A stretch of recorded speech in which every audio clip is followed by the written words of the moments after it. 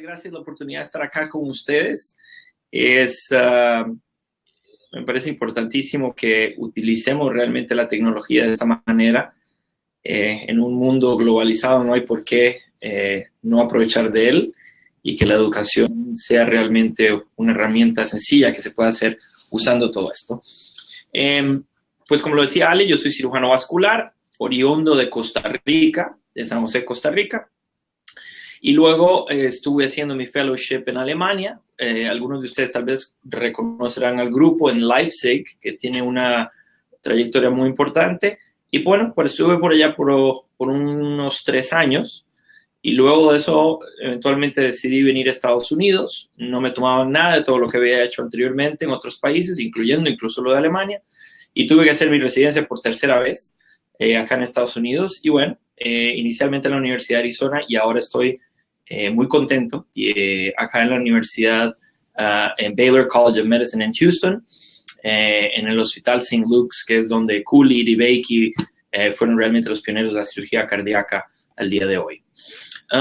Como latino, como hermano latinoamericano, sigo muy conectado, no solo porque mi familia está en Costa Rica, pero mis amigos todos están en esa zona y pues siempre lo he hecho como una prioridad en mi vida profesional, de que podamos conectar. En el proceso de hacer esas conexiones, desarrollamos un proyecto que ya viene hace muchos años, 6, 7 años, que se llama Endovascular Latinoamérica, ENDOLAT, y es un proyecto que la idea es hacer una confluencia en la parte de intervencionismo periférico, que es interdisciplinaria, o sea, acá no hay, dejamos de lado los tabúes interdisciplinarios, tratamos de aprender el uno del otro, tanto los cardiólogos como los radiólogos intervencionistas, como los cirujanos cardiotorácicos o los vasculares periféricos, nos unimos a hablar de las ventajas del intervencionismo periférico mínimamente invasivo para nuestros pacientes,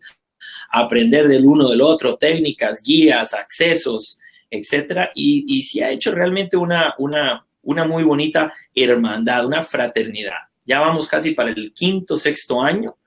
El Congreso ha andado por diferentes países. Estuvimos en Colombia 2 años, estuvimos en Costa Rica, ahora tenemos un rato de estar en México y nos quedaremos probablemente un par de años más en México, pero ya luego esperamos algún día poder incluso acompañarlos, ojalá en Buenos Aires o en algunos otros países, conforme esta bola de nieve se va haciendo más grande y tenemos más gente que se une al sueño de poder unificar América Latina para desarrollo, para educación, para comercialización, para crear en las industrias las plataformas adecuadas para que puedan educar sobre sus productos y que a la misma vez podamos al unísono también combatir tantas de las limitaciones económicas y políticas que hay en muchos países para poder penetrar la especialidad. En fin, multifacético el sueño, pero poco a poco se va desarrollando y una mención especial a Alejandro,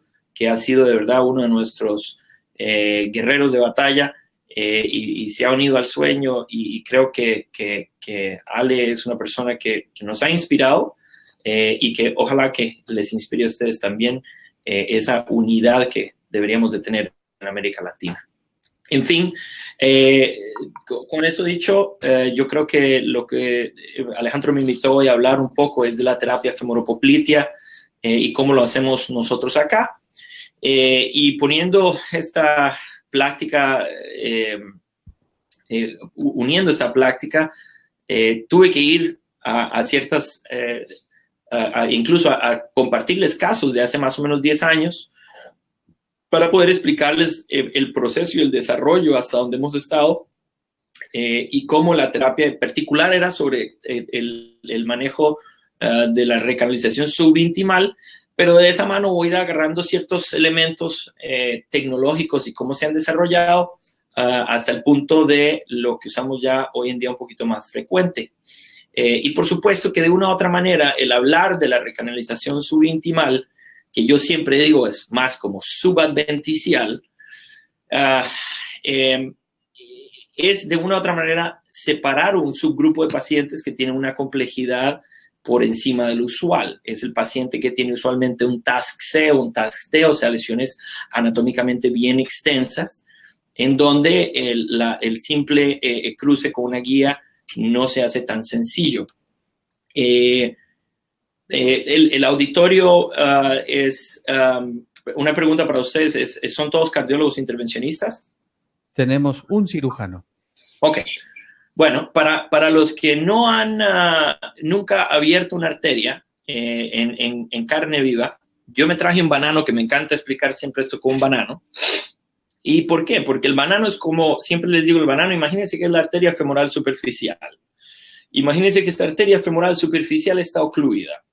Y nosotros estamos tratando de pasar. Si yo les enseñase el adentro de la femoral superficial y les quito una capa, lo que ustedes van a ver adentro de este banano es la placa del ateroma. Pero hay una capa fina que se encuentra entre el espacio adventicial y la capa de la media, y luego el espacio intimal que está completamente construido de la placa de ateroma ya organizada. Y si uno logra entrar en este espacio, aquí es donde la guía puede recorrer de una u otra manera, metiéndose, disecando esos espacios y tratando de volver a reentrar en el lumen verdadero. Y lo digo de esta manera, ¿por qué? Porque cuando nosotros hacemos una endarterectomía, es exactamente lo que hacemos. Separamos las capas por debajo y por arriba, y luego nosotros quitamos el pedazo de placa, y finalmente la placa, luego ponemos el parche y se acaba la cirugía. Entonces, ese elemento es importante tenerlo en cuenta desde el punto de vista tridimensional para imaginarse cómo es que funciona. Si no les importa, me voy a pasar a la pantalla. Vamos a ver, primero me enseñó Screen Share. A ver si me va bien con esto. Así es. Y luego me paso por acá. Y luego les enseño por acá. ¿Qué tal ahí? Perfecto, Miguel. Muy bien. Ya no me ven a mí, ¿correcto? Ni a vos ni a la banana. Fantástico. Bueno, ya me la puedo ir comiendo entonces mientras hablo. Vamos a ver, en resumen, lo que quiero que sepan es que no es desde el punto de vista técnico tampoco tan demandante. Uno necesita un acceso adecuado, ya sea por crossover o retrógrado. En cuanto a introductores de 4, 6, 7 French, de diferentes marcas, realmente no tengo ninguna en particular. Me parece que muchas veces una Glidewire 0.35 Super Stiff de Terumo es importante para cruzar las lesiones muy calcificadas.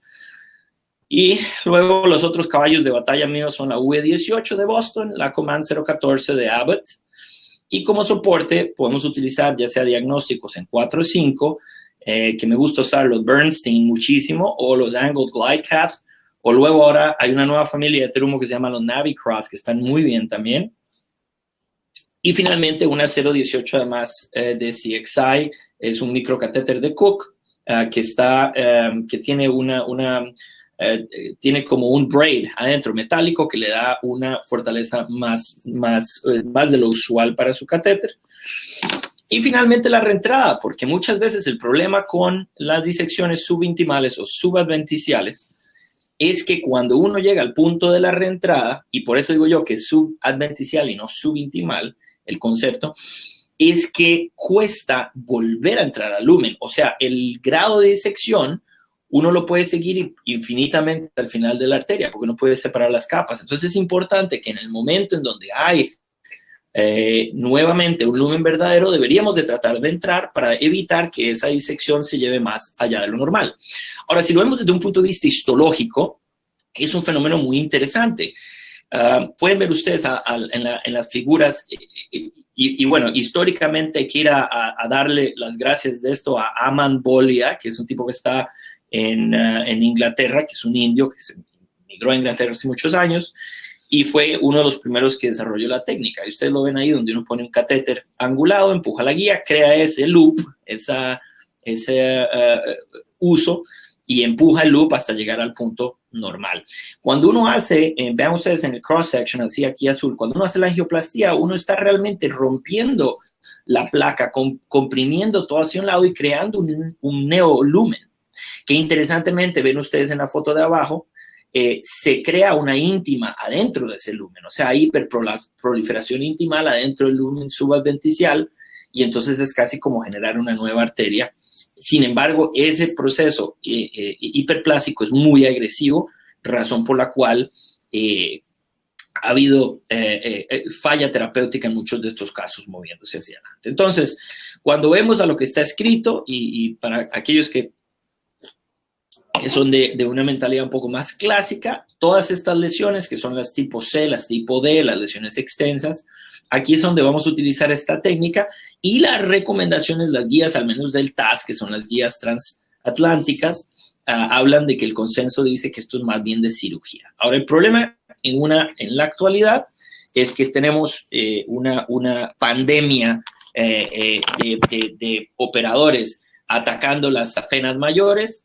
Ya las afenas mayores son casi que en vías de extinción, o bien los pacientes tienen una morbilidad o una fragilidad fisiológica al punto que no es adecuado considerar que la cirugía abierta puede ser la respuesta para todos los pacientes. Y de nuevo, yo soy cirujano y terminando esta charla tengo 2 bypasses, así que no crean que es que no me gusta operar. Aquí ven ustedes un ejemplo muy sencillo, una arteria femoral superficial larga con una reconstitución distal en la poplitea. Y la idea de hacer una disección subintimal es llegar de la A a la Z de una manera un poco más rápida. Y ese es el bucle o el loop que decimos nosotros que uno tiene que tratar de generar una vez que entra en el espacio subintimal. Cuando cae uno con el catéter, este es un Bernstein 4 French, adentro de la poplitea, ven ustedes ahí el platón del plato tibial.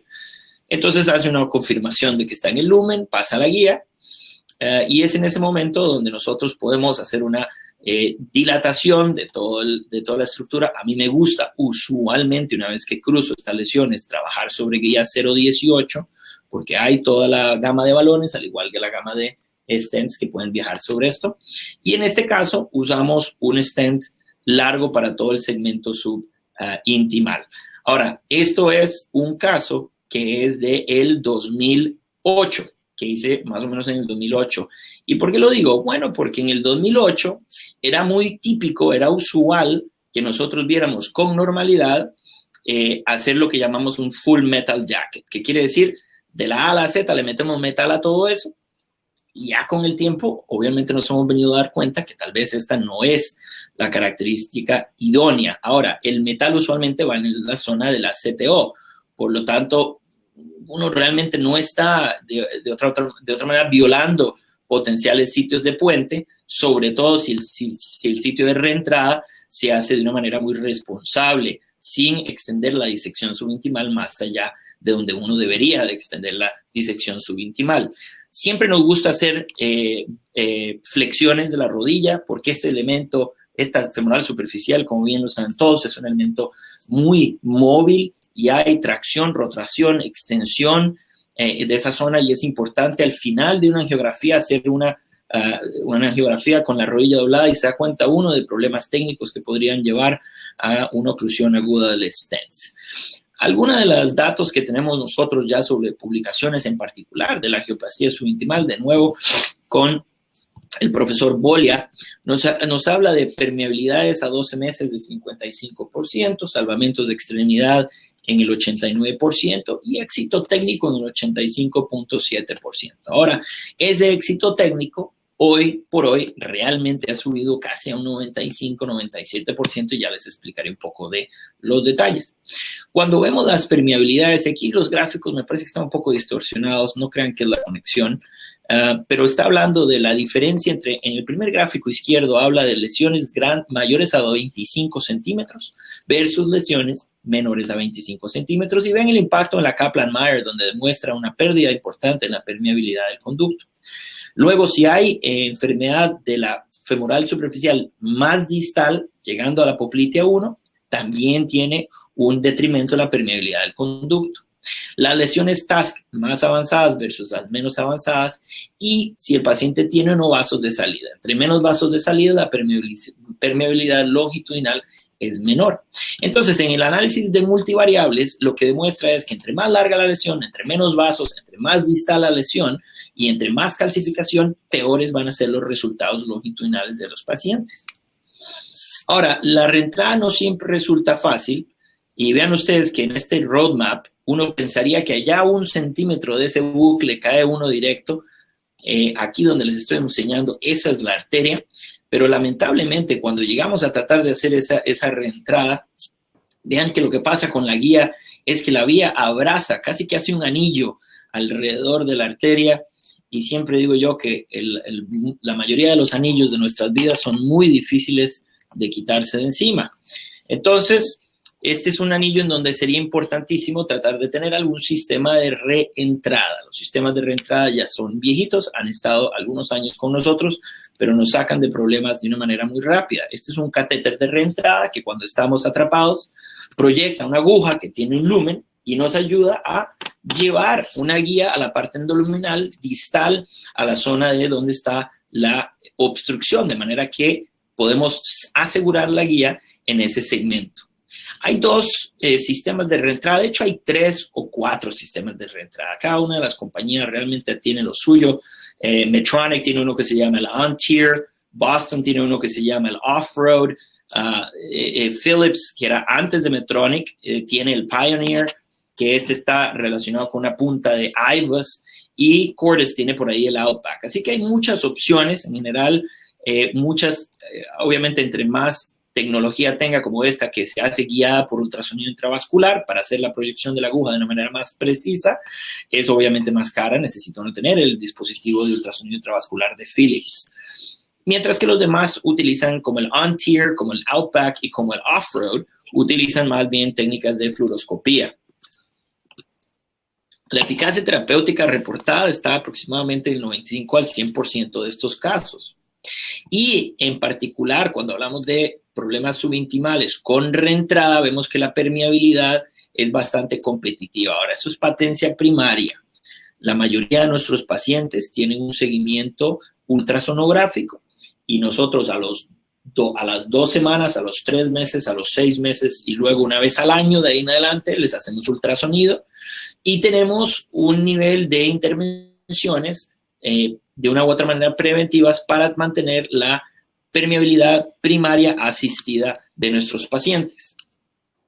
En estos casos, cuando se ven los subgrupos de análisis en cuanto a los pacientes que han tenido reentrada asistida, nos damos cuenta que el detalle más importante en el sitio de reentrada es poner un scaffold. Ahora, un scaffold quiero decir un stent, porque al hacer la micropunción para volver a caer en un espacio endoluminal, pues esa zona es una zona muy estrecha. Muchas veces la angioplastía con balón no es suficiente para mantener el vaso abierto a largo plazo. Entonces nos hemos dado cuenta que puede ayudar cuando ponemos un stent, spot stenting, que es lo que hacemos ahora, o sea, ponemos un stent pequeñito, no necesariamente total y completamente hacia abajo. Vean en este caso donde estamos haciendo la disección subadventicial, aquí estamos un poco magnificados, por eso el bucle se ve grande, pero es algo que siempre hay que poner atención. Si el paciente tiene dolor o si el bucle es muy grande, no hay que empujar. Una vez que nosotros vamos llegando al sitio de la reentrada, en la mayoría de estos casos, lo que nosotros hacemos es avanzar el sistema de reentrada. Vean ustedes la aguja, que no se ve muy clara, no es muy radiopaca. Y luego una vez que la aguja está en la posición correcta, uno puede avanzar la guía en la parte endoluminal, como lo ven ustedes en la imagen que está a mano izquierda. Luego uno confirma de una manera angiográfica desde que esa guía pareciera que está en una zona adecuada. En este caso está muy bien, está ya la guía a través de la lesión y en la parte endoluminal. En ese momento quita uno los sistemas de reentrada y vean el detalle que les decía. El sitio de punción es una cintura importantísima porque ahí cruzó placa, probablemente una lesión enferma. Y vean ustedes incluso que a la hora de hacer el deployment del stent hay una cintura importante. Y ahí era donde había un problema de falla en las etapas iniciales cuando estábamos haciendo los deployments en el espacio subadventicial. Extrañamente el stent se abre muchísimo más en la parte subadventicial porque uno ha creado más espacio tridimensional para ese scaffold. Y finalmente, pues los resultados, como se ve en esta imagen, pues eran buenos una vez que uno posdilata y pone el scaffold distalmente. Los pasos usualmente son poner una guía 014, colocar el dispositivo de reentrada, ya sea el que sea que estemos utilizando, En el caso en que sea un sistema utilizando fluoroscopía, uno tiene que cambiar el fluoroscopio de izquierda a derecha o de derecha a izquierda para tratar de buscar un buen ángulo. Y se los voy a explicar en este caso. Muchas veces, además, las disecciones subadventiciales están lejanas del sitio de reentrada y entonces es importante aprender a identificar esas zonas. Ven ustedes acá, tenemos una femoral superficial muy enferma, una reconstitución a través de las arterias de las ramas de la femoral profunda, de lo que se llama el canal de Hunter, y vasos de salida. En este caso, cuando pensamos que íbamos a hacer una reentrada y empezamos a hacer nuestras proyecciones lateral LAO, o sea, oblicuo izquierda de 15 grados y oblicuo a derecha de unos 15 o 20 grados, vemos que hay una distancia significativa entre el landing zone y la arteria. En ese caso, no era que estábamos en el lugar correcto y que la arteria estaba muy enferma, sino que la disección se había salido del espacio idóneo y nos habíamos movilizado prácticamente a un espacio subfacial en la tapa muscular. De hecho, el paciente había tenido un poco de dolor. Cuando volvimos a hacer, sacamos todo y volvimos a hacer la reentrada, vean ustedes, a donde ahora sí hay una infinita relación entre el catéter y la pared de la arteria. Y finalmente, en este caso, pusimos un stent complete en su momento, un stent de Medtronic de 6x150 en este caso, con buena salida. La calcificación extrema prácticamente nos pone de cara a la utilización de algún sistema de reentrada o bien la utilización, ya lo hablaremos de eso, de metodología de acceso retrógrado para lograr llevar a cabo esto. En este caso, vean ustedes una cantidad de calcificación importantísima, el catéter ahí, la punción, el asegurar la guía en el sitio idóneo y luego hacer la angioplastía. Como ven ustedes, que la placa realmente no es que uno esté quebrando la placa, lo que uno está haciendo es rompiendo el espacio adventicial para crear un sistema nuevo, un neolumen en la cara lateral de la parte de la placa. Y ya luego nos han enseñado nuestros compañeros también, el profesor Palena, argentino que reside ahora en Italia, que es radiólogo intervencionista, y también Larry Díaz, uno de nuestros amigos venezolanos que vive en Estados Unidos y es cardiólogo intervencionista. Me parece que hoy les va a hablar un rato de tibiales. Luego, en su estudio Presto, que ya se los enseñaré, cómo uno debe romper el espacio adventicial y poner un scaffold que sea mucho más biomimético con la movilización de la arteria, como se llama el stent de Supera, que es de Abbott. Los sistemas de reentrada, y esto no es que nos toque hablarlo hoy, pero siempre llamativo porque es casi donde lo sigo usando yo en complejidad aortoilíaca para la reentrada, porque muchas veces cuando uno trata de hacer un CTO ilíaco, la aorta tiene tanto espacio subadventicial alrededor de un territorio geográfico grande que es muy difícil hacer las reentradas. En este caso en particular había un stent ocluido y una femoral, y una ilíaca externa ocluida. Entonces subimos el catéter de reentrada y hicimos una proyección con aguja directo a la aorta infrarrenal, asegurando la guía y luego logrando hacer un resultado final muy positivo. Lo mismo pasa en las distales, aunque son diseñados para el eje femoropopliteo. Esta es una oclusión de la arteria peronea, en donde se ve claramente que la guía está en ese espacio subadventicial, como lo ven los arrows azules que ven ahí, y luego se puede pasar el elemento de reentrada y lograr una reentrada en una de las arterias tibiales, que luego se asegura con un par de DES, con stents coronarios, y tenemos un resultado muy positivo.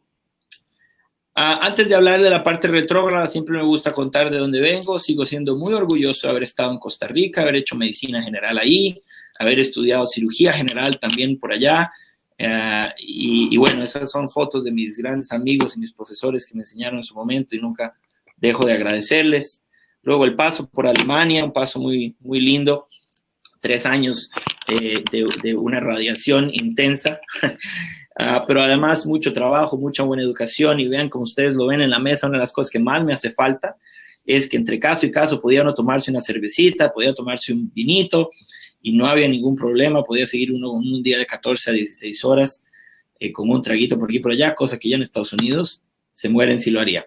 Este es mi profesor, el doctor Mills, el que está de tercero de izquierda a derecha, que me aceptó en la especialidad de cirugía vascular en Tucson, y por allá estuvimos con él haciendo varios años de cirugía vascular en un programa combinado de endo y de abierto.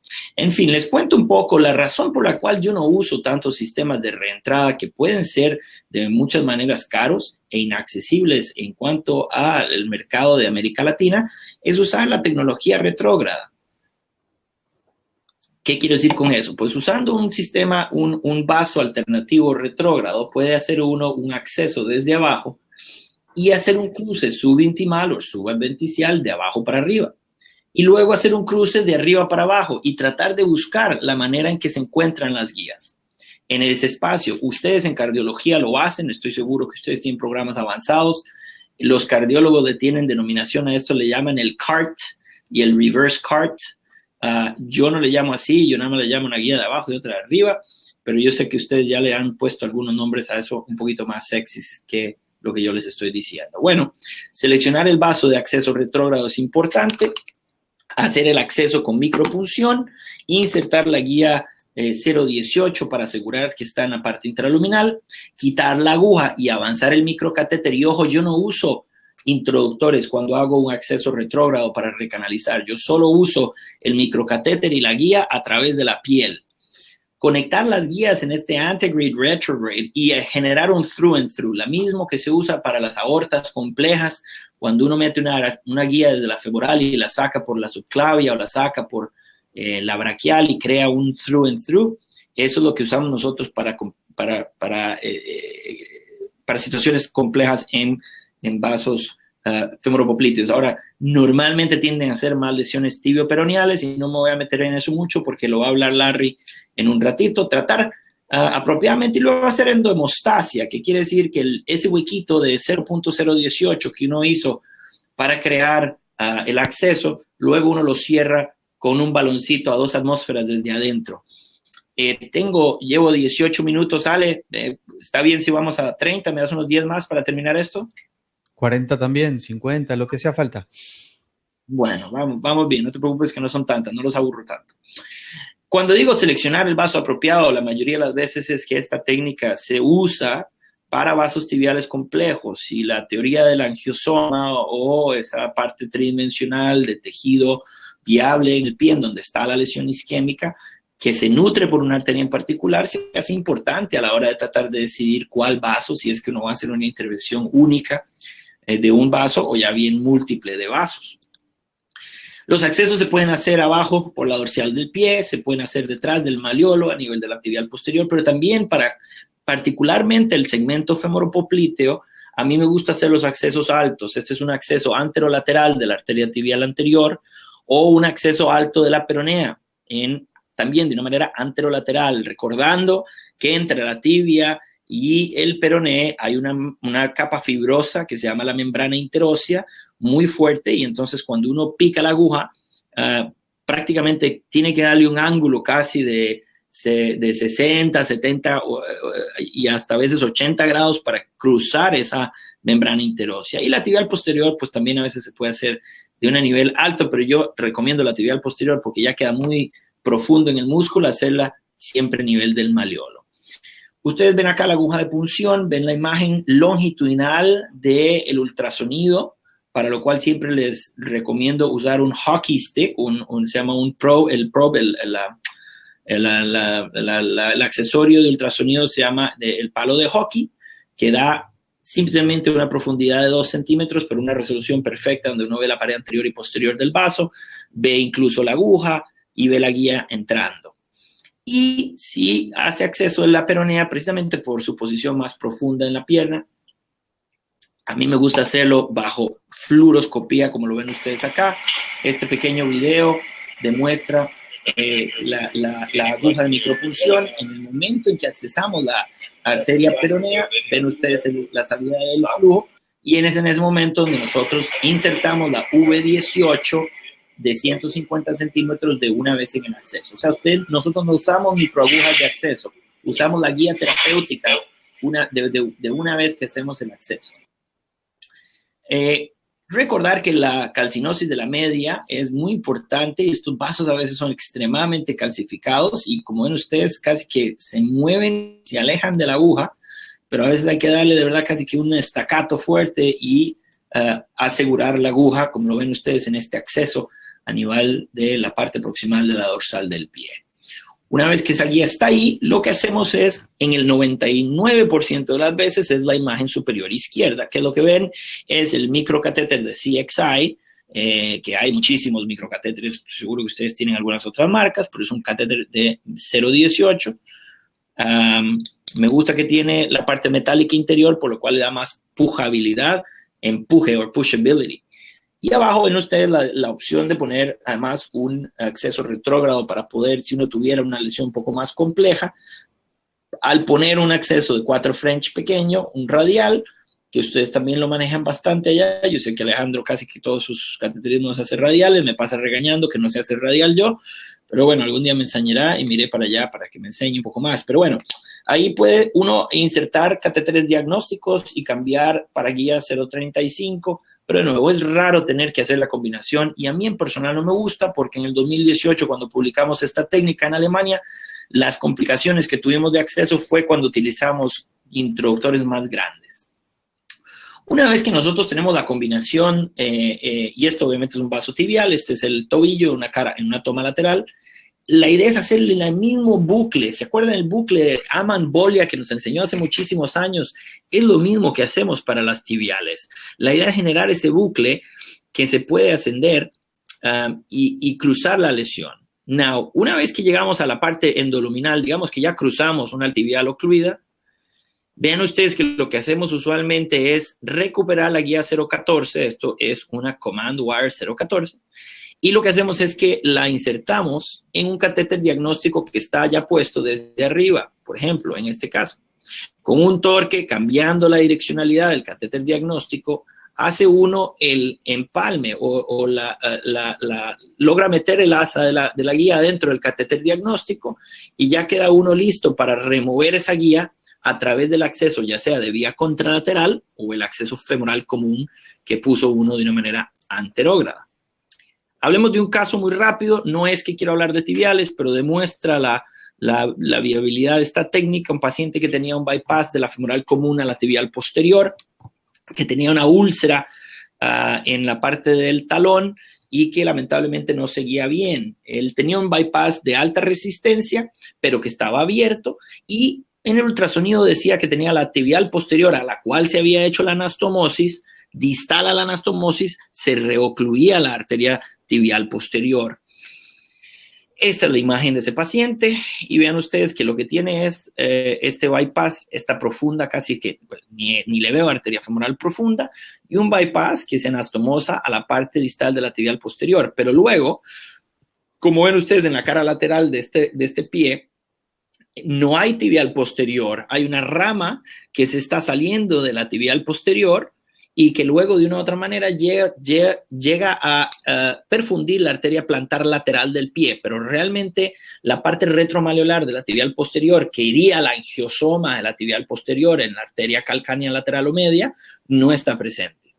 Entonces, en la lesión que están viendo ustedes, se convierte importante tratar de perfundir el talón que está de una u otra manera bypaseado por esa colateral en la zona obstructiva.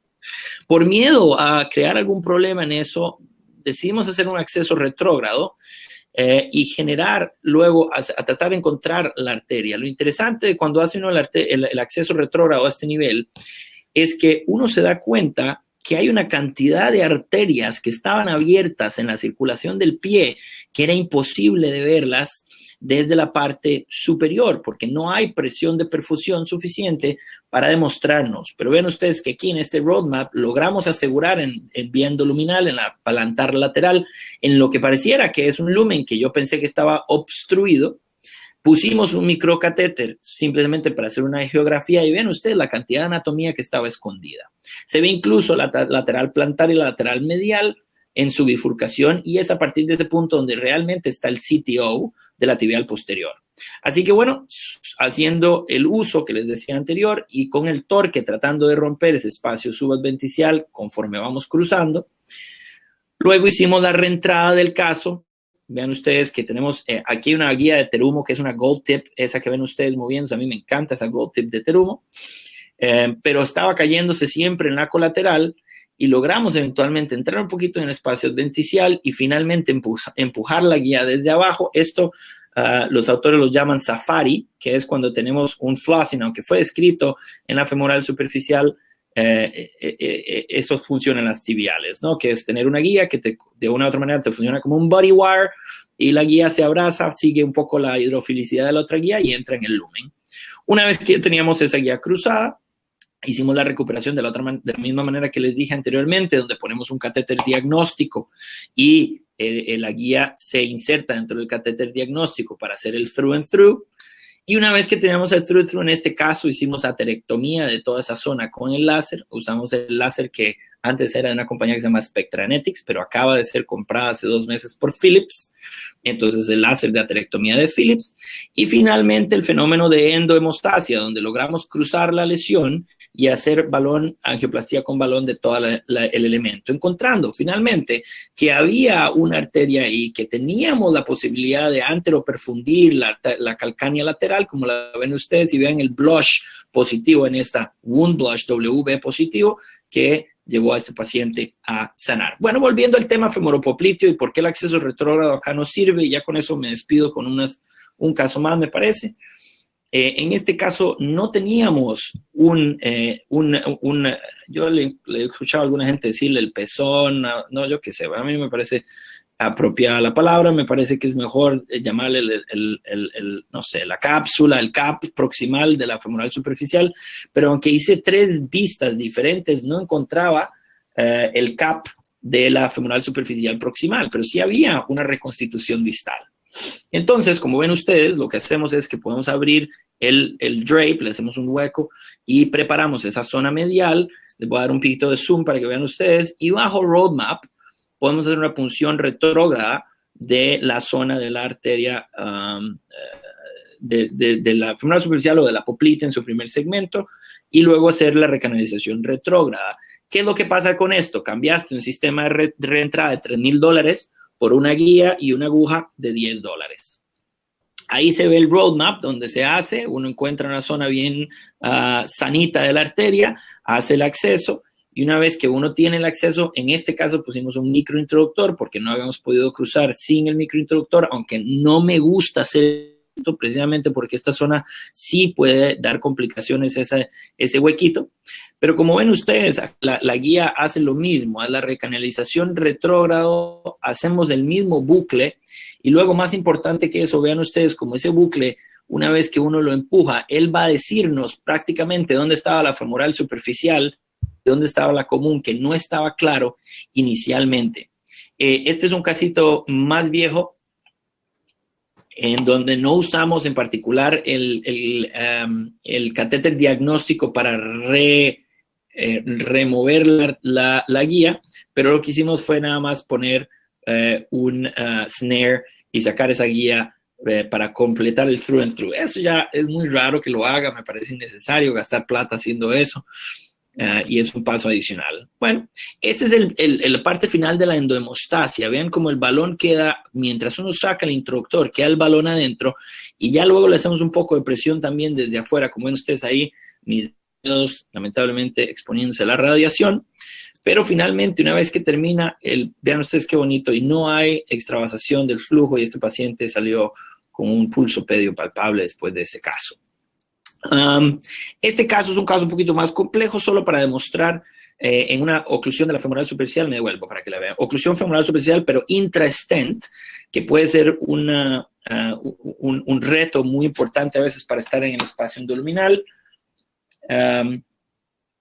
Y entonces acá lo que están viendo es donde estaba yo tratando de hacer un drill technique. Este es un ateroctomo que tenemos acá que se llama el Phoenix, también que es de la gente de Philips, pero se estaba metiendo en el lado del stent y estaba tratando de comerse un poco el metal, por lo cual no me pareció que era una técnica adecuada. Cambiamos entonces hacer un acceso retrógrado, pero ahora una punción retrógrada directa al stent, para que tengan eso como en cuenta, que a veces un stent totalmente ocluido puede ser el sitio de inicio de una disección retrógrada interesante.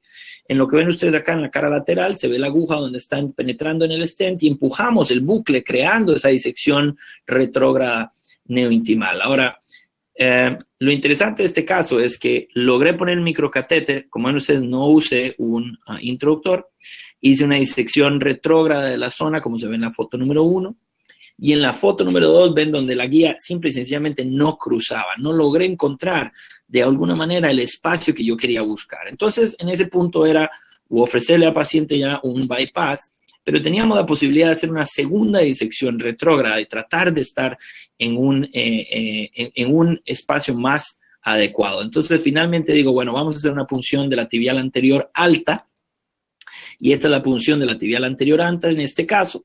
En este caso sí hice la combinación de un microcatéter, como lo ven ustedes acá, y la guía, y en este caso sí tuvimos un poquito más de suerte en que la guía y el catéter de una manera, vean que usted había ya disecado de manera anterógrada hasta ahí, pero no lograba reentrar, y ahora que tenía un catéter de la parte anterógrada, que lo pude bajar luego de hecho, de haber abierto un poquito de espacio con el acceso sobre el stent retrógrado, logré bajar hasta esa zona distal, luego hice la punción de la arteria tibial anterior, y vamos a ver, me parece que hay un video donde yo creo que los termino conectando, claro, ven acá, nos metimos adentro y logramos conectar tanto la guía de abajo como la guía de arriba a través del microcatéter y nos encontramos de una manera muy suertuda adentro del CTO de ese stent. Y bueno, hicimos aterectomía con láser, que es típico para nuestro manejo de estenosis interstent severa, Tosaka grado 3, y luego angioplastía con balón con droga Impact, que es el que usamos la mayoría de veces acá. Finalmente, la endohemostasia de nuevo, canalizamos la tibial anterior, ponemos un baloncito específicamente en la zona de la lesión y una angioplastía a 2 atmósferas, enseñando después en la angiografía a mano derecha que no hay extravasación del flujo y que el paciente sale bien con flujo. Digo yo TIMI 3 porque realmente no tenemos bien establecido eso en periféricos, pero bueno, ahí te la dejo, Alejandro, para que hagas una clasificación de flujo de TIMI.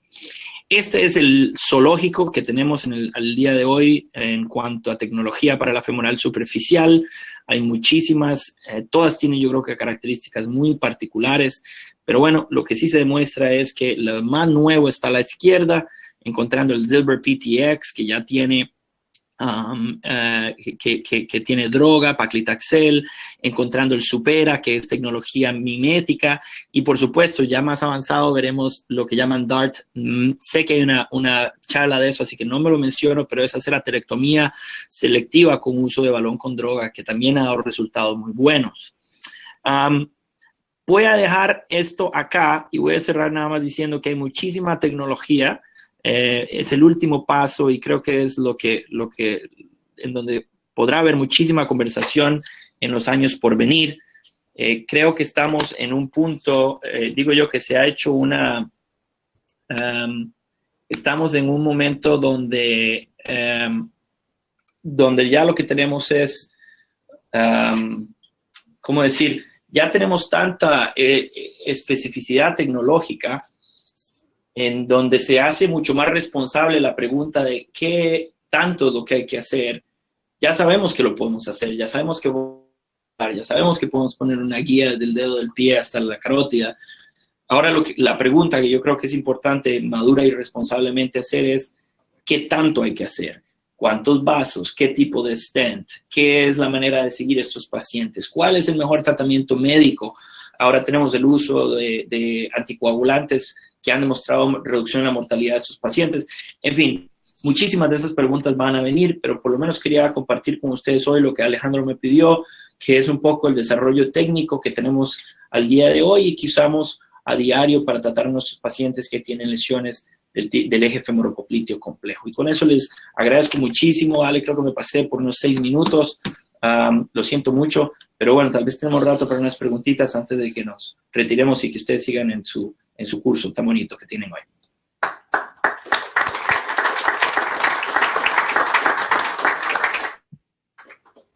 Bueno, Miguel, como siempre, excelente tu presentación, muy clara.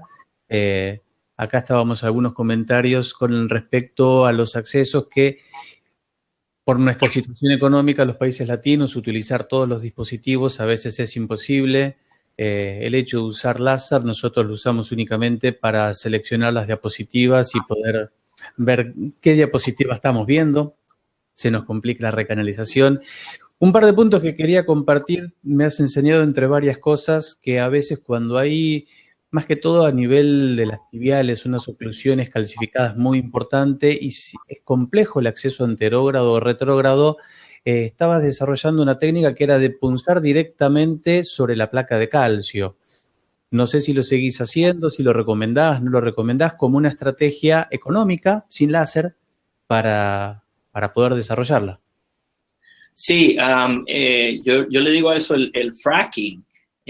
Acá en Houston, que es un pueblo desarrollado a través de todo el petróleo, una de las cosas que están haciendo lamentablemente para el medio ambiente, porque es devastador, es que meten un drill súper profundo y luego pican muchos huecos en diferentes lados para crear inestabilidad de las placas tectónicas.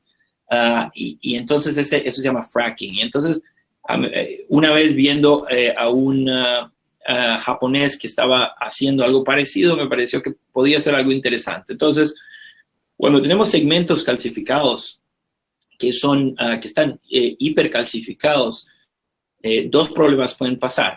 Si cruzamos la guía, Alejandro, y logramos poner un balón, a veces pasa que hay exactamente en esa placa calcificada que no se abre por solo la angioplastia con balón. Y desafortunadamente, como dices, a veces no tenemos los medios o algún dispositivo de aterectomía.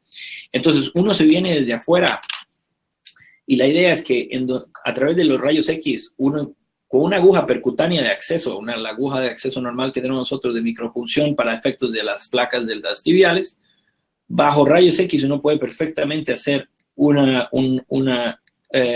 desestabilizar la placa y poder romper un poco la placa de ateroma y con eso permitir que se abra. Entonces, yo lo que pongo la guía, la pico varias veces por encima de la placa. Si eso no sirve, luego le hago casi que huequitos dándole vuelta a la aguja varias veces. Y eso sirve. Ahora, en la femoral superficial también lo he hecho. Un detalle importante que vale la pena es poner una jeringa con lidocaína. Uno llega a la placa, toca la placa, pone unos 2 cc de lidocaína, deja 2 minutos la aguja ahí, luego quita la jeringa y luego ya te a rotar y a tratar de hacerle quebrar la placa de calcio para que se separe y que permita que la angioplastía se dé de una manera efectiva. Por ahí tengo un caso, se los puedo pasar luego, Ale, para que lo enseñes con calma, en donde hago un fracking y tengo grabada la técnica bajo fluoroscopía. Perfecto. Quiero abrir el micrófono a ver si alguno de la gente del auditorio quiere hacer una consulta, pregunta, compartir alguna situación. Te voy a pasar con un colega tuyo, el único cirujano de la sala. Bien.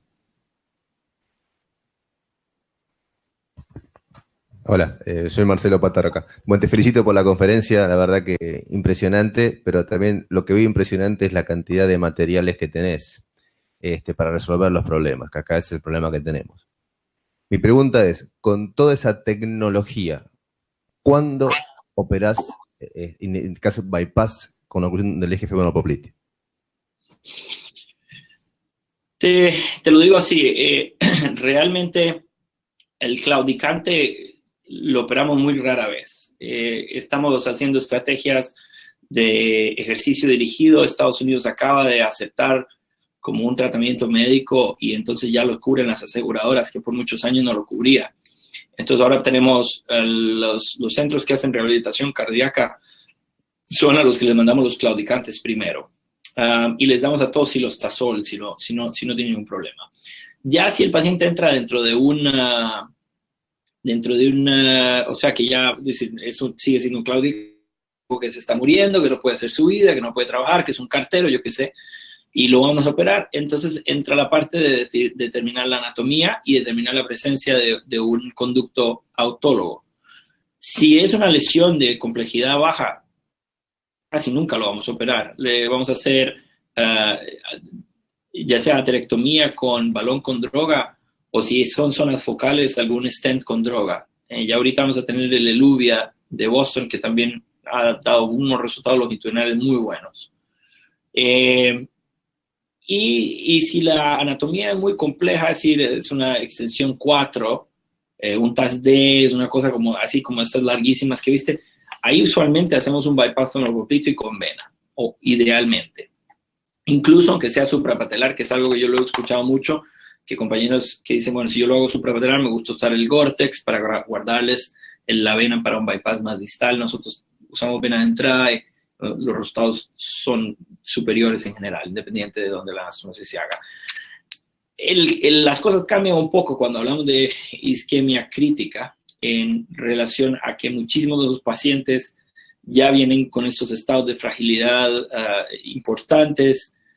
Los pacientes que todos tienen un buen conducto autólogo porque ya han tenido bypass coronario, ya les han quitado las venas. Y en esos casos sí somos un poquito más agresivos. Si te cuento que ahí es donde, casi que yo diría el 90% de los casos que les enseñé hoy tienen que haber sido gangrena, isquemia crítica, lesiones tisulares, donde todavía coincidimos en empujar la vena para un bypass pedio y distal es cuando la lesión tisular es masiva. Nosotros usamos, la Sociedad de Cirugía Vascular está empujando la utilización de una clasificación que se llama Wi-Fi, que divide 3 variables importantes. Wi-Fi es W, que quiere decir wound. La segunda variable es isquemia y la tercera variable es foot infection. Entonces, cuando uno tiene una clasificación de Wi-Fi alta, nosotros tendemos a hacer que esa clasificación, o sea, le tendemos a dar importancia a la vena. Si tenemos vena y tenemos una lesión difusa de vasos tibiales y tenemos una clasificación de Wi-Fi muy elevada, vamos directo al bypass. Permeabilidad y el efecto hemodinámico en el pie es muchísimo mayor que lo puede conseguir uno con una arteria ocluida que le haces un balonamiento con un balón de 2 milímetros y capaz que no te dura abierta ni 3 meses por endo. Ahora, por supuesto, si me decís una paciente un poco más frágil, la vena por ahí no está bien, es de repente un paciente de diálisis, y la lesión de repente sea una isquemia de un ortejo, de una cosa que con una amputación pequeña saldría bien, ahí usualmente si nos vamos con endo, hacemos una angioplastía lo más grande posible. Eso sí, tratamos de incrementar los lúmenes. En endovascular tibial usamos balones de 3.5 milímetros o de 3, en algunas señoras tal vez de 2,5, lo más 2,75. Y tratamos de, aunque tengamos que entrar otra vez, hacer otra angioplastía en cuestión de 3 meses para mejorar la perfusión. Eso es más o menos la manera en que hemos ido dividiendo los pacientes. Bueno, muchísimas gracias. Mientras llevo el micrófono a la otra punta, si tuvieras que elegir tu workhorse tool, ¿sí? Tener un mínimo de herramientas, de cuerdas, catéteres y guías, pensando en Latinoamérica, ¿cuál sería tu sugerencia? Yo diría que necesitas tener un catéter diagnóstico Bernstein y un catéter hidrofílico GlideCath de Terumo, una guía floppy 35 y una guía rígida 35, que también son de Terumo, la stiff y la floppy. Luego un microcatéter en 0.18 con la posibilidad de usar la guía V18. Y finalmente la guía Command 0.14 que la uso muchísimo para cruzar. Ahora, eso es para la parte técnica de cruce. Entonces, o un catéter diagnóstico, un microcatéter 0.18, la utilización de Inegra 35 como las guide wires, la V18 en 0.18 y la Command Wire de Abbott en 0.14. Y luego de ahí se convierte un poquito más complejo el tema de, bueno, ¿y cuál es la terapia final, verdad? Porque ahí me parece que hay que tener balones con droga. Nosotros tenemos un poco más de confianza en los resultados que hemos obtenido con el Impact. Los resultados además se han demostrado, nos parece científicamente un poquito más duraderos. Las aterectomías se convierten, yo creo que no es algo que América Latina debería preocuparse en este momento, pero pues, por supuesto en algunos casos muy específicos con lesiones muy calcificadas y demás podrían ser necesarias. Yo creo que eso sería, realmente es balones, tener un stent como bailout y tal vez balones con droga como tal vez primera línea, y más que se están convirtiendo más competitivos. Me parece que los precios de los balones con droga, por lo menos en Estados Unidos, se han estado cayendo porque ya perdieron en Estados Unidos, las aseguradoras ya no pagan adicional por el uso del balón con droga. Entonces el mercado se está abriendo un poquito acá y se ha vuelto un poco más competitivo, más que viene el Ranger que se va a meter acá pronto, que no tiene la FDA todavía, y viene otro balón que es el de Philips, de Spectranetics, que tampoco tiene FDA y que va a entrar pronto. Así que vamos a tener 4 o 5 en el mercado y yo creo que el precio se va a caer un poco. Hola, buenas tardes. Yo soy Ana Mollón, soy cardióloga intervencionista, y en femoropoplitea te quería preguntar, a nivel de femoral distal o poplitea, ¿qué preferís? ¿Tecnología con drogas o estén con drogas o estén miméticos? Yo creo que depende del tipo de lesión. En general, los resultados, cuando uno ve el Global Impact Registry, que es el de Medtronic a nivel global, donde era casi que todo el mundo hacía lo que le da la gana, ellos tienen un subanálisis de buenos resultados con las lesiones largas y con balón con droga. El problema es que cuando uno diseca esa serie se da cuenta que hasta el 40, sino el 50% de las lesiones complejas tenían bailout stenting. Entonces yo sigo creyendo fielmente que el sistema femoropopliteo en lesiones anatómicas complejas de la zona distal y poplitea no hay como usar un stent mimético. Nosotros tenemos 2 o 3 artículos publicados respecto a eso, de nuestra casuística inicial con el Supera, y nos ha ido muy bien, sigue siendo mi herramienta número 1, e incluso yo lo que hago es que les hago un matrimonio.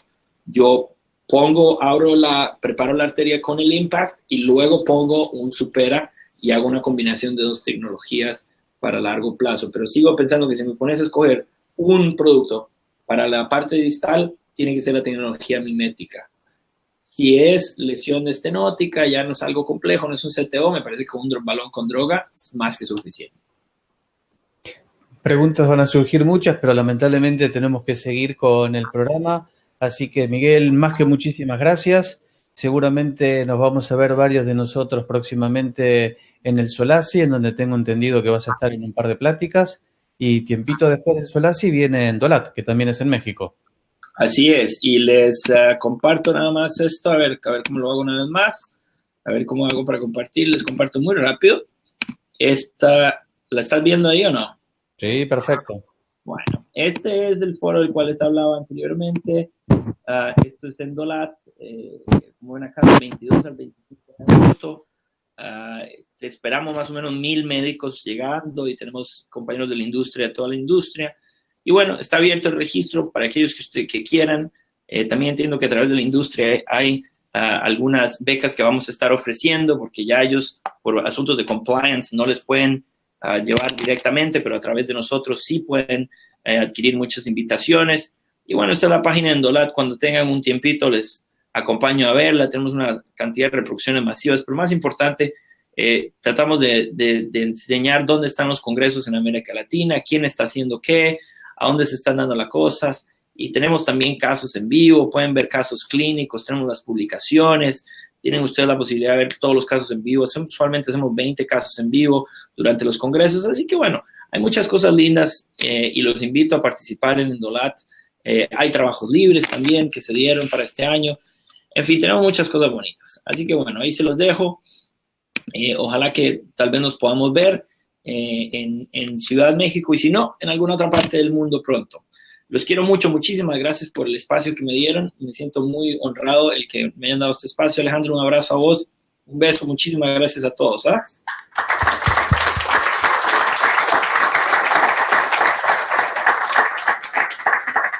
Bye, bye, Miguel. Buenísimo. Este es un caso que se hizo la semana pasada. Un paciente de 57 años de edad, sexo masculino, paciente con una isquemia crítica en miembro inferior izquierdo, pero de meses de evolución, con un Rutherford 6, llegó en muy mal estado general, con fiebre, infectado, y bueno, junto con el servicio de clínica médica, se empezó de entrada a hacer curaciones, y habíamos hecho una angioplastia ilíaca externa en ese mismo miembro 2 años atrás. Cuando llegué y lo estudiamos, además también tenía una estenosis severa en la ilíaca externa derecha en esta oportunidad. El paciente, un ex tabaquista de gran jerarquía y un dislipidémico en tratamiento. Y para mostrarles, este es el estudio diagnóstico del miembro inferior izquierdo. No se ve bien, pero en la femoral común tiene una placa severa, muy calcificada, con compromiso de la femoral profunda y una oclusión en el tercio medio de muslo izquierdo, con una retoma que ahora van a ver bastante baja a nivel recién de P2. Y después los vasos infrapatelares, bastante buen flujo y buen calibre. Los pasos del procedimiento planteado fue un acceso retrógrado derecho con crossover, con un introductor destination de 45 centímetros. La lesión, la arteria estaba severamente calcificada, o sea que la idea fue de entrada intentar hacer angioplastia subintimal o subabdenticial, como recién aprendimos del doctor Miguel, y si no podíamos encontrar la luz verdadera, punción retrógrada a través de tibial anterior. Hacer angioplastia con balón, seguido de implante de esteno autoexpandible con postdilatación de ser necesario, y a posteriori, en femoral común, intentar la posibilidad de hacer balón, y si quedaba bien, hacer balón con drogas. No teníamos, debido a que fue un caso de urgencia, posibilidad de contar con un stent mimético como estuvieron hablando recientemente. Esto ya son una foto donde está ocluida, esa es la femoral superficial. Acá vemos la retoma a nivel de P2. La retoma real creíamos que era más acá, una severa placa de calcio, y después a nivel de P3 ya tenía buena arteria con buena tibial anterior. Acá vemos con la técnica de angioplastia subintimal, progresamos hasta llegar muy cercano a la placa de calcio importante que tenía en poplitea, y fue realmente imposible. Acá ven, como nos mostraba recién Miguel, cómo está prácticamente fuera de la arteria, por lo cual era imposible avanzar, no solo que estábamos por fuera, sino que era imposible avanzar de acá. Después de probar no más de 10 minutos, decidimos hacer acceso retrógrado a nivel de tibial anterior, y con una guía B18 a este nivel nuevamente teníamos inconveniente, así que hicimos angioplastia con balón para tratar de unir las luces. Acá ven que después pudimos conectar, no está la guía porque ese slide no se los puedo mostrar, pero habíamos conectado ambos catéteres, y bueno, y ya después que pudimos sacar, empezamos la angioplastia por vía anterógrada, balón a partir de femoral común, toda femoral superficial, con un resultado como uno habitualmente ve cuando hace angioplastia subintimal, severamente y difusamente calcificado. Y después de hacer angioplastia con balón, obviamente que lo que decía el doctor Montero, que hasta hace unos años uno hubiese hecho full metal jacket, pero lamentablemente en esta situación es lo único que podíamos hacer, considerando que el paciente tenía una isquemia crítica, intentar de preservar el miembro. Los cirujanos ya planteaban la necesidad de amputación. Se hizo balón, se posdilató con balón 6, se hizo 2 stent, un stent de, el stent distal 6x200 y un stent proximal 6x150 para tomar todo la femoral superficial hasta P2. Posdilatamos, finalmente hicimos la hemostasia a nivel de la punción en tibial anterior, y por último, cuando había quedado con buen flujo, decidimos terminar la angioplastia de femoral común, severamente calcificada, hicimos con un balón 5.0x60, y cuando vimos que no tenía, que abría la placa, decidimos hacer balón con droga. El resultado fue bueno, muy bueno desde el punto de vista de flujo, con una imagen severamente calcificada, y ahí pueden ver la primera parte femoral superficial, la segunda parte donde está el stent 6200, y esta es la parte más proximal, y la que le mostré antes, la parte más distal. Bueno, sellamos con hemostasia con un balón 3.0x40, el paciente evolucionó muy bien, el paciente tenía el pie frío, dolor de reposo permanente las 24 horas del día, el paciente terminó la angioplastia, el pie empezó a estar más caliente y realmente se le fue el dolor de reposo. Seguimos con el tratamiento de la lesión, tenía un Rutherford 6, una lesión muy grave en toda la región talar, está con curaciones permanentemente, se le hizo una toalé importante, y bueno, estamos viendo la evolución porque esto es reciente. Nos pareció muy interesante lo que contó el doctor Montero y realmente intentando hacer las cosas que se pueden con la realidad a la cual uno tiene acceso. Nosotros tenemos bastante acceso a material, pero a veces nada alcanza en este tipo de prácticas cuando uno quiere hacer una intervención tan compleja como esta. Bueno, muchas gracias. Estamos disponibles para cualquier pregunta o para opinión de qué les pareció el caso.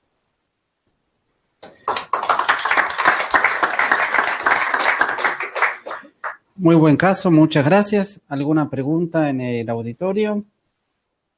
Yo, Pedro, quería saber cuando hacen la punción de la tibial anterior, si tenés algún tips, algún truco para darnos, a qué altura la hacen, si la hacen baja, más bien alta, como sugirió el doctor Montero, o si usan otra técnica. Sí, sí, siempre la idea, y como también nos enseñó un poco Mariano, es hacerla bien alta, con una aguja 21G, directamente entramos con una guía B18, a veces tenemos microcatéter, el CXI, pero a veces si no podemos pasar y tener un buen soporte, a veces ponemos introductor, que el que tenemos que poner ahí es el Terumo de 4 French, que obviamente el problema es que hace un agujero un poco más grande y puede llevar un poco más de tiempo sellarlo. Pero la idea es hacerlo lo más alta posible cuando uno va a ir al territorio femoropopliteo, ¿no? De elección tibial anterior si está permeable y si no, como segunda opción, la peronea. Y a ver si... Pedro, Alejandro Cherro, ¿cómo estás? Un gusto de saludarte. Hola, Ale. ¿Cómo estás? Te hago una pregunta. ¿Qué tipo de stent utilizaste? Y habitualmente cuando haces recanalizaciones, si usás stent con drogas, si de acuerdo a la calcificación cambiás el tipo de stent, y cuándo decidís también usar balón con droga. De acuerdo a las posibilidades que tenemos acá, pero bueno, una cosa es lo que uno hace y otra cosa es lo que uno quisiera hacer. Exacto, lo que usamos habitualmente, y si es isquemia crítica y está en riesgo severo de amputación, usamos stent protégé, los protégé Everflex, y no nos queda otra que hacer full metal jacket si queremos quedar con un buen flujo. Cuando las lesiones estamos hablando de TAC-D o según la guía europea, lesiones de más de 25 centímetros. Cuando son lesiones más cortas, de rutina y disponemos de un buen banco y todas las medidas, balón con drogas. Y si el balón con drogas queda con alguna disección localizada, tratar de poner bien spot stent para dejar algo sellado de esa disección que por ahí uno tiene miedo que sea una disección suboclusiva o que compromete el flujo. O sea que usamos stent autoexpandible, tenemos stent largos, porque cuando intentamos una recanalización como este tipo, no nos queda otra que hacer full metal jacket, y si son lesiones más cortas, por lejos la elección es balón con droga, y si se nos complica, un stent. Pedro, ¿y cómo es el tratamiento posterior? ¿El seguimiento lo siguen con Doppler o cómo lo realizan? No, el seguimiento habitualmente, el paciente tiene que quedar unos días internado, obviamente hasta definir, como en este paciente estaba infectado, tenía un wifi realmente muy comprometido, una infección eritroalta, PCR alta. Estos pacientes los dejamos, los curamos, y después la doctora Viviana hace un consultorio de medicina vascular específicamente, donde todos los miércoles ve a estos pacientes que vamos haciendo. Nosotros estamos haciendo entre 10, 12, 14 angioplastias periféricas por mes, así que ese consultorio cada miércoles va creciendo, cada vez más pacientes, y en general la idea es seguirlo con Doppler. Tenemos una población compleja, es una población muy hospitalaria, y obviamente imagínense, pacientes de salud pública con isquemia crítica, son pacientes muy complejos y difícil seguimiento, y la tasa de reintervención, obviamente que es lo habitual, es alta. O sea que pacientes que han andado bien, que han curado su úlcera, 6 meses después lo estamos viendo de nuevo por una nueva isquemia crítica o por un infarto o lo que fuera. Pedro, otra pregunta. ¿La punción de la tibial la haces siempre con control Doppler o al acecho?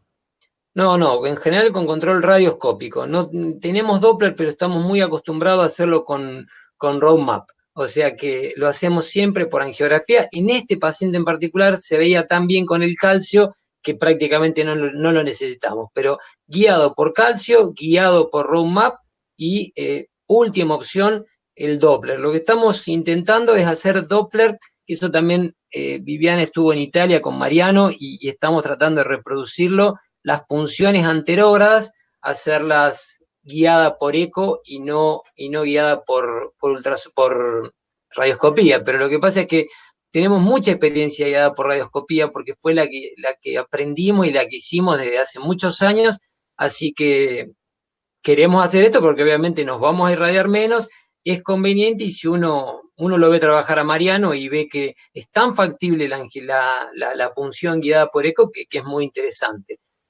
Tenemos un eco en el área que compartimos con el servicio de anestesia, así que la idea es ir creciendo con eso. Pero las retrógradas, esas no, nunca usamos eco ahí. Solamente lo que te hablo de eco es para femoral común. Y la última preguntita, Pedro, cuando tenés que hacer alguna reentrada, ¿tenés algún tip para darnos, para enseñarnos? Cuando son esas reentradas altas, bueno, con la aguja que usamos de rutina, es la aguja 21G, buscarlo en diferentes posiciones y diferentes angulaciones, porque a veces si no, el tema de tener cuidado porque te parece que estás sobre la arteria y en realidad no lo estás, siempre verlo en 2 proyecciones para certificar el lugar. Pero después, bueno, obviamente cuando viene sangre, ir de rutina nosotros vamos a ese nivel con una B18. Pero Guille, vos preguntaste en la reentrada de la femoral superficial cuando hacemos el loop. Sí, la reentrada subintimal, para hacer la reentrada subintimal. O sea, para reentrar a la luz desde que venimos subintimal o subadventicial, como dice Montero. Exacto. Para eso. ¿Cuál? Reentrar. Bueno, cuando lo describió el doctor Bolia describió la subintimal allá por el 91 y a fines del 90 ya tenía más de 1000 casos hechos. Y cuando él describe la técnica, dice, sencillamente sucede. O sea, no hay demasiado más que girar el catéter e intentar reentrar. El catéter de elección por lejos es el Terumo 5 French hidrofílico y que lo que es vertebral. Y lo que aprendimos en el último tiempo es tener mucho cuidado en no profundizar la disección. Si 1 o 2 centímetros de donde está la reentrada, el no reentra, abandonamos y vamos a retrógrado. Al principio nos costaba porque no sabíamos tan bien hacer retrógrada y entonces insistíamos y uno puede cometer el grave error de extender la disección y si para colmo nos metemos en poplitea, peor aún. Pero la técnica es sencillamente cambiar la angulación y con mucho cuidado ver que la guía pase sin el loop. Ahí obviamente uno desarma el loop y lo que hacemos también, que eso nos enseñó mucho también Martín Ravelino, bueno, obviamente sacar la guía, si viene sangre rápidamente, entonces probablemente ya estás en la luz. Si no viene sangre o hace como un ruido, no sé cómo describirlo eso.